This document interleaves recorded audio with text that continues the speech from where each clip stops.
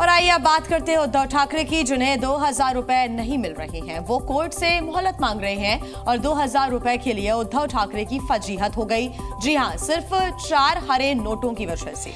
अकेले उद्धव ही नहीं, उनके करीबी नेता संजय राउत भी इस मामले में फंसे हुए हैं। ये पूरा मामला क्या है ये 2,000 रुपए का माजरा, इस रिपोर्ट में आपको दिखाते हैं।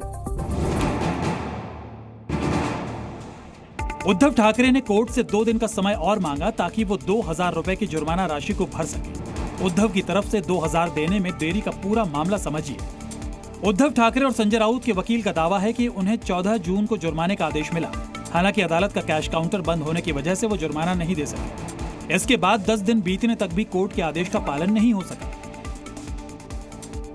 13 जून को ऑर्डर होने के बाद 1 हफ्ते का 10 दिन का टाइम दिया और 10 के 10 दिन में इन्होंने कॉस्ट 2,000 रुपया नहीं भरी।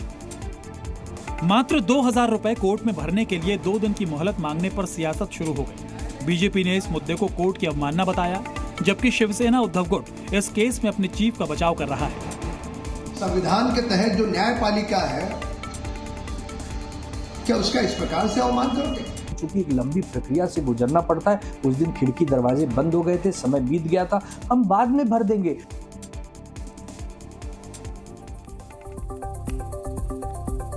और आइए आपको दिखाते हैं बिजनेस से जुड़ी हुई 5 बड़ी खबरें। बुधवार को भारतीय शेयर बाजार पर बजट का असर हावी दिखा। सेंसेक्स निफ्टी में कमजोरी देखी गई है। सेंसेक्स 280 अंक की गिरावट के साथ 80,148 के स्तर पर बंद हुआ, तो वहीं निफ्टी में 65 अंक की गिरावट रही है। 24,413 के स्तर पर बंद हुआ। सेंसेक्स के 30 शेयर्स में से 20 में गिरावट और 10 में तेजी देखने को मिली है। निफ्टी के 50 शेयर्स में से 30 में गिरावट और 20 में तेजी देखने को मिली। इंश्योरेंस कंपनी एसबीआई लाइफ ने वित्त वर्ष 2024-25 की पहली तिमाही में 519 करोड़ से ज्यादा का मुनाफा दर्ज किया है। सालाना आधार पर इसमें 36% से ज्यादा की बढ़ोतरी हुई है। 1 साल पहले की समान तिमाही में कंपनी ने 381 करोड़ रुपए का मुनाफा कमाया था। इस दौरान कंपनी का नेट प्रीमियम इनकम अप्रैल-जून 2023 के मुकाबले 15% बढ़कर 15,105 करोड़ रुपए रहा है।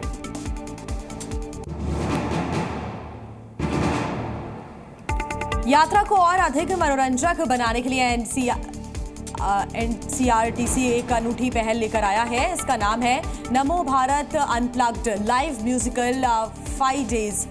इस साप्ताहिक कार्यक्रम में एनसीआर के स्थानीय कलाकार और संगीत बैंड लाइव परफॉर्म करेंगे। हर शुक्रवार शाम 6 बजे से 7 बजे तक होने वाले ये प्रदर्शन गाजियाबाद आरआरटीएस स्टेशन के कॉन्कोर्स लेवल पर आयोजित किए जाएंगे।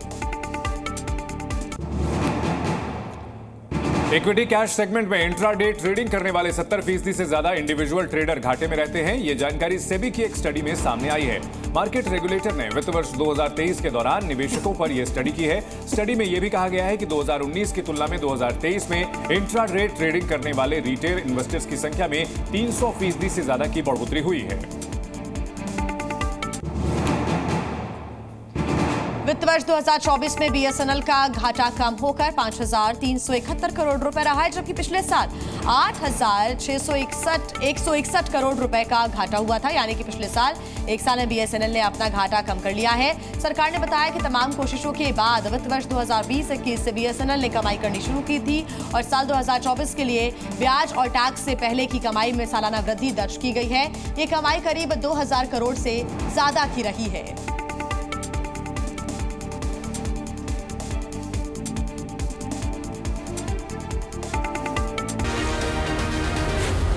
Zee News.